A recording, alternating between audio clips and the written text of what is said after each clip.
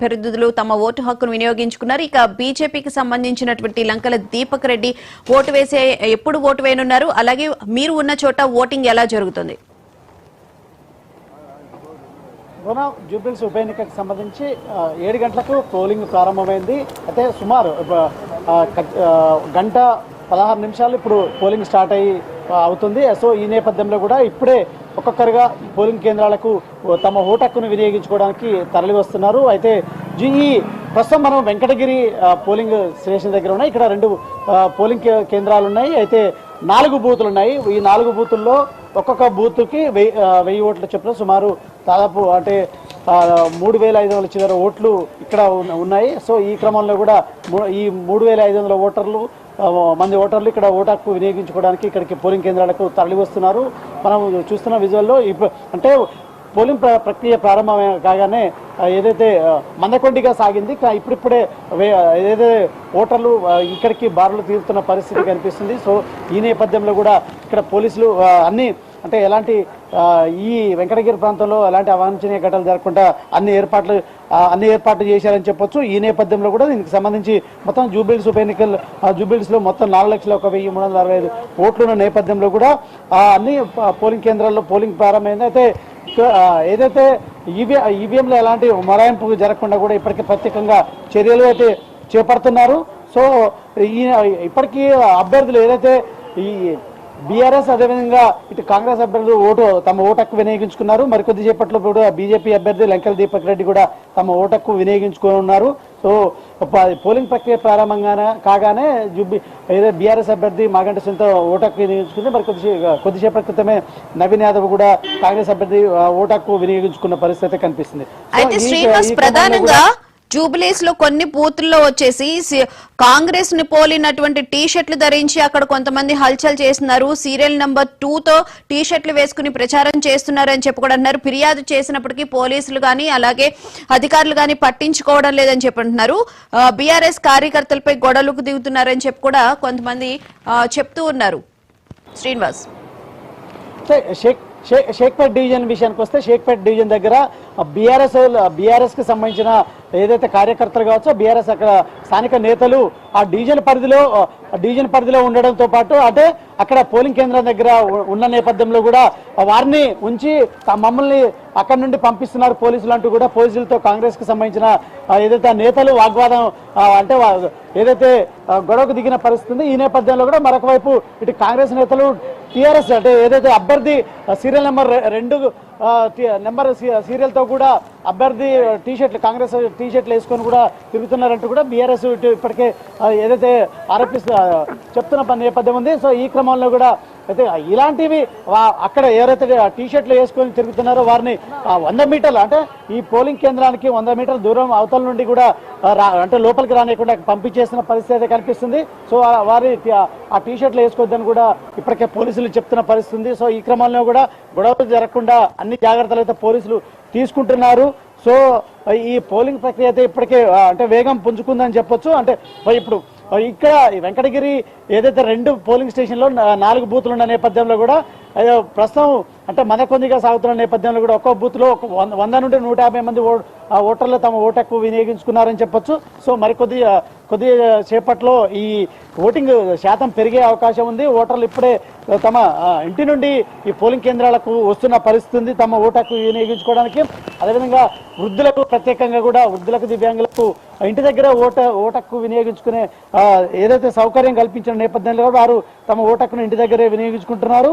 అదేవిధంగా ఓటర్లను తరలించేందుకు అన్ని పార్టీల నేతలు దీనికి సంబంధించి ప్రత్యేకంగా వాహనాలు కూడా ఏర్పాటు చేశారు. అయితే ఈ ఎలక్షన్ కమిషన్ మాత్రం ఈసారి జూబ్లీహిల్స్ ఉప ఎన్నికల్లో ఓటింగ్ శాతాన్ని పెంచేందుకు కూడా అన్ని చర్యలు అయితే చేపడుతున్న పరిస్థితి కనిపిస్తుంది. సో ఈ క్రమంలో కూడా ఇప్పటికే కాంగ్రెస్ ముఖ్య నేతలు కూడా తమ ఓటు హక్కు వినియోగించుకోవడానికి పోలింగ్ కేంద్రాలకైతే బయలుదేరుతున్నారు.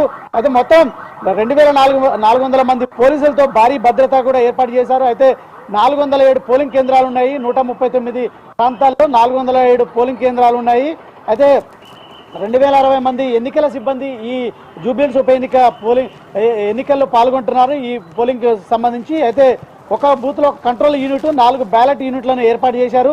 మొత్తం 2394 బ్యాలెట్ యూనిట్లు, 561 కంట్రోల్ యూనిట్లని తో పాటు 595 వీవీప్యాట్లను కూడా సిద్ధం చేశారు. ప్రతి పోలింగ్ కేంద్రంలో కూడా వెబ్కాస్టింగ్ కూడా ఏర్పాటు చేసిన పరిస్థితి. నియోజకవర్గంలో 226 సమస్యాత్మక పోలింగ్ బూతులు ఉన్న నేపథ్యంలో కూడా అక్కడ సిఆర్పిఎస్ బలగాల ద్వారా భద్రతను ఏర్పాటు చేస్తున్నారు. ప్రతి పోలింగ్ కేంద్రం వద్ద అయితే ఫోన్ లోపలికి ఓటు వేయడానికి లోపలికి వెళ్లకుండా కూడా ఫోన్ని డిపాజిట్ చేశాకనే కూడా లోపలికి ఓటు హక్కు వినియోగించుకోవడానికి లోపలికి అనుమతిస్తున్న పరిస్థితి పోలింగ్ సిబ్బంది. సో ఈ క్రమంలో కూడా ఓటు హక్కు సజావుగా వినియోగించుకోవాలి. అదేవిధంగా ప్రతి ఓటు రాజ్యాంగం కల్పించేటువంటి ఓటు హక్కును ఖచ్చితంగా అందరూ వినియోగించుకోవాలంటూ కూడా ఇప్పటికే పోలింగ్ ఏదైతే ఈ ఎన్నికల కమిషన్ రిక్వెస్ట్ చేసిన నేపథ్యంలో కూడా అదేవిధంగా అందరూ పోలింగ్ కేంద్రానికి వచ్చే విధంగా కూడా ఇటు పార్టీలు ప్రధాన పార్టీలు మొత్తం జూబ్లీహిల్స్ బరిలో 58 మంది అభ్యర్థులు ఉన్న నేపథ్యంలో కూడా ప్రధానంగా 3 పార్టీల మధ్య ఈ పోటీ అని చెప్పొచ్చు. ప్రధానంగా ఈ క్రమంలో కాంగ్రెస్, బీఆర్ఎస్, బీజేపీ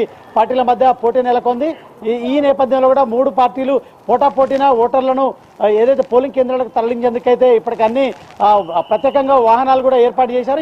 ఇప్పటికే పోలింగ్ కేంద్రాలకు తరలిస్తున్న పరిస్థితి ఉంది. అయితే ఈ పోలింగ్ కేంద్రాలకు 100 మీటర్ల దూరంలో లోపలికి ఎవరిని అనుమతించట్లేదు. పోలీసులు ఏదైతే ఓటర్ స్లిప్, ఐడి కార్డు ఉన్న వారిని మాత్రం లోపలికి అనుమతిస్తున్నారు. అదేవిధంగా ట్రాఫిక్ జామ్ కాకుండా పోలీసులు ప్రత్యేకంగా కూడా చర్యలు తీసుకుంటున్న పరిస్థితి అయితే ఉంది. ఎందుకంటే ప్రస్తుతం మనం ఇప్పుడు వెంకటగిరి ప్రాంతంలో ఉన్నాం కాబట్టి కొద్దిగా రద్దీగా ఉండడంతో పాటు ఈ ఇరుకు ప్రాంతంగా ఉన్న నేపథ్యంలో కూడా ఈ ప్రాంతాన్ని ఇప్పటికే ఈ ప్రాంతానికి సంబంధించిన ఏసీపీ అదేవిధంగా సిపిలు కూడా ఇప్పటికే ఈ ప్రాంతాన్ని పరిశీలించి కూడా చర్యలు అంటే ఎలాంటి ట్రాఫిక్ జామ్ కాకుండా కూడా ప్రత్యేకంగా చర్యలు తీసుకున్న పరిస్థితి కనిపిస్తుంది.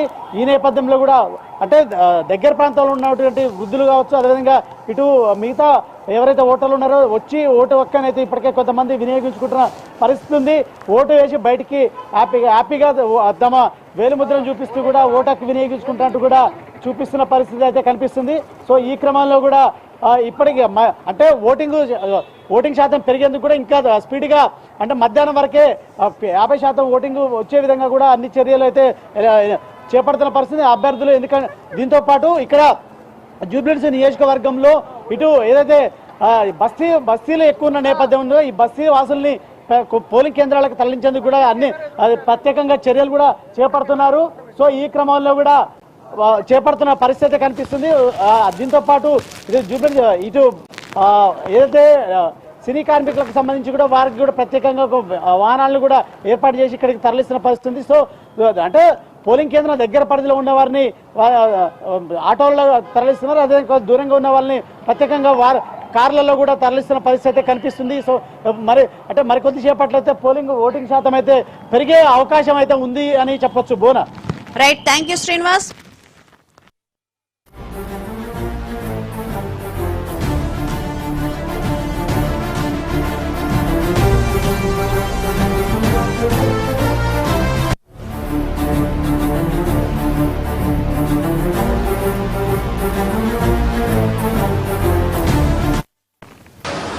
ఎస్ బోనా గారు, అయితే మీరు చెప్పినట్టుగానే మేజర్గా హైదరాబాద్లో చూసుకుంటే చాలా తక్కువ ఓటింగ్ పర్సెంటేజ్ కనిపిస్తుంది. అంటే చాలా తక్కువ మంది ఓట్ వేయడానికి అయితే ఇంట్రెస్ట్ చూపినట్టుగా తెలుస్తుంది. దాదాపుగా 60% మించి కూడా ఎప్పుడైతే హైదరాబాద్లో ఓటింగ్ జరిగినట్టుగా కూడా తెలుస్తుంది. ప్రస్తుతం అయితే మనం వెంకటగిరిలో ఉన్నాం. అయితే ఇక్కడ మనం ఆల్రెడీ చూస్తున్నాము ఏ పార్టీకి సంబంధించి వాళ్ళు బ్యాలెట్ పేపర్స్ ఎవరికైతే సంబంధించిన పేపర్స్ రావో ఆ పేపర్స్ అనేవి పంచడానికి ఏ పార్టీకి సంబంధించి ఆ పార్టీ వాళ్ళు పోలింగ్ బూత్ బయట టేబుల్ తీసుకుని కూడా వెయిట్ చేసిన పరిస్థితి కనిపిస్తూ వస్తుంది. అంటే ఎవరికైతే ఓటర్కి సంబంధించిన పేపర్స్ రావో వాళ్ళకి అవన్నీ చెక్ చేసుకున్న పేపర్ మీద రాసి ఇవ్వడం కూడా వీళ్ళందరూ ఉన్నారు. అయితే ఇదంతా ఒకవైపు అయితే మరొక వైపు భద్రత పరంగా మనం చూసినట్లయితే భారీ స్థాయిలో భద్రత అనేది ఏర్పాటు చేయడం జరిగింది మేజర్గా. ఎందుకంటే ఒకవైపు నిన్న జరిగిన ఢిల్లీ పేలుడు నేపథ్యంలో అయితే ఆల్రెడీ ముందు నుంచి కూడా దాదాపుగా 1760 మంది లా అండ్ ఆర్డర్ పోలీసులతో పాటు 8 కంపెనీల నుంచి సిఐఎఫ్ బలగాలను కూడా అయితే సెంట్రల్ నుంచి కూడా దింపడం జరిగింది. మేజర్గా ఈ బాంబు పేలుల నేపథ్యంలో ఇంకా కొంచెం అలర్ట్గా అయితే జూబ్లీహిల్స్ ఎలక్షన్స్ జరగబోతుందని చెప్పుకోవచ్చు. అంటే ఎటువంటి గొడవలు అలాగే ఎటువంటి ఇబ్బందులు తలెత్తకుండానైతే జరగబోతుంది. లోపల ఇప్పుడు మనం చూసిన దగ్గర కూడా ఒక పోలింగ్ స్టేషన్ అనేది ఉంది. అయితే ఇక్కడ మేజర్గా కొన్ని పోలింగ్ స్టేషన్స్ ఏవైతే క్రిటికల్ పోలింగ్ స్టేషన్స్ అని మనం చెప్పుకుంటూ వస్తున్నాము. దాదాపుగా ఉన్న 407 పోలింగ్ స్టేషన్స్లో దాదాపుగా సగానికి పైగా అంటే 226 పోలింగ్ స్టేషన్స్కి పైగా కూడా క్రిటికల్ పోలింగ్ స్టేషన్స్ అంటే వాటి చోట కొంచెం ఎక్కువ గొడవలయ్యే అవకాశం అయితే ఉన్నట్టుగా కనిపిస్తుంది. సమస్యాత్మకమైన పోలింగ్ స్టేషన్స్ గా కూడా చెప్పుకుంటూ వస్తున్నాము.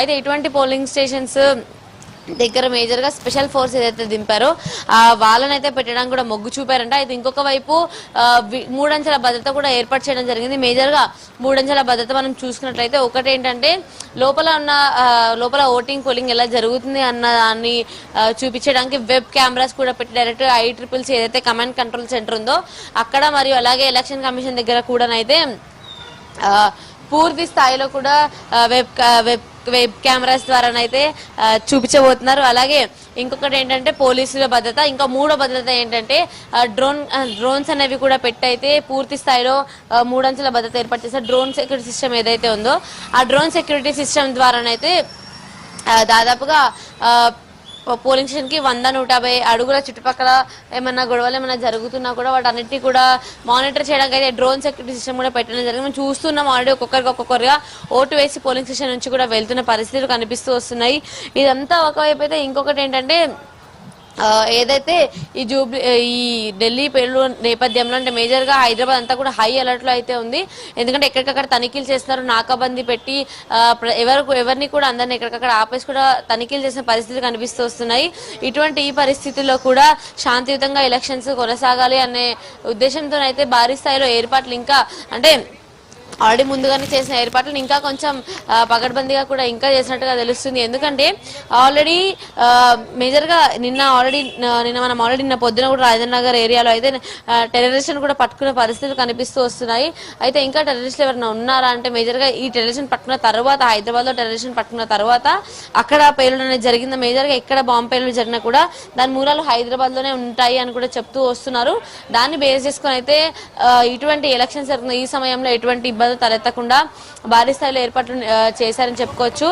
అంటే మేజర్ గా అది కాకుండా ఇంకా ఎవరైతే ఓటు వేయడానికి అనేది వస్తున్నారో వాళ్ళకు కూడా ఎటువంటి ఇబ్బంది కలగకుండా కూడా అన్ని రకాలైన ఏర్పాట్లు సౌకర్యాలు కూడా సమకూర్చినట్టుగా కూడా తెలుస్తుంది. పూర్తి స్థాయిలో అన్ని ఏర్పాట్లు అయితే కొనసాగి పొద్దున 7ంటికి పోలింగ్ మొదలైంది, సాయంత్రం 6 వరకు కూడా పోలింగ్ కొనసాగబోతుంది. అయితే మేజర్ గా ఈ చుట్టుపక్కల పోలింగ్ స్టేషన్ చుట్టుపక్కల 300 మీటర్ల పాటు కూడా 144 సెక్షన్ కూడా అమల్లో అయితే ఉంది.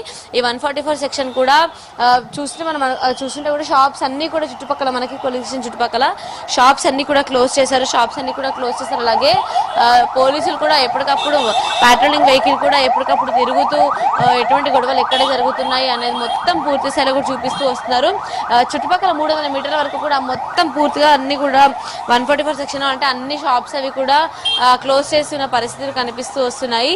అంటే అలాగే ఈ 3 అంచెల భద్రతలో భాగంగా కూడా ఈ డ్రోన్ సిస్టమ్ అంతా కూడా 100 నుంచి 150 అడుగులు అంటే 100 నుంచి 150 మీటర్ల దూరం వరకు కూడా ఈ డ్రోన్ సిస్టమ్ అనేది ఒక 50 అడుగుల ఎత్తు నుంచి మానిటర్ చేస్తుంటుంది. ఎవరైనా కొంచెం ఇబ్బందికరంగా ప్రవర్తించినా కూడా అంటే గొడవలయ్యే అవకాశం తప్పకుండా ఉంటుంది. ఎందుకంటే ఒకటి ఈవీఎం మిషన్లు మొరాయిస్తే గొడవలయ్యే అవకాశం ఉంటుంది. ఈవీఎం మిషన్లు కూడా మొరాయించడం కూడా అరగంట సేపట్లో వాటిని బాగు చేయించే సిస్టమ్ టెక్నీషియన్స్ కూడా ఎక్కడికక్కడ అవైలబుల్ గా పెట్టినట్టుగా కూడా చెప్తూ వస్తున్నారు GHMC కమిషనర్ ఆర్వి కర్ణన్. అలాగే ఈ ఏదైతే ఇప్పుడు గొడవలు జరిగే అవకాశం ఎందుకుంటుంటే ఒకటి ఈవీఎం మిషన్లు మొరాయిస్తే గొడవలు జరిగే అవకాశం ఉంటుంది, ఒకటి ఓటర్ లిస్టులో ఓటర్ల పేరు లేకపోతే గొడవలు జరిగే అవకాశం ఉంటుంది, ఇంకొకటి కొత్త ఓటర్లు ఎవరైతే ఉంటారో వాళ్ళ పేరు కొన్నిసార్లు చేరిక జరగదు, అట్లాంటి పరిస్థితులు కూడా గొడవలు జరుగుతాయి.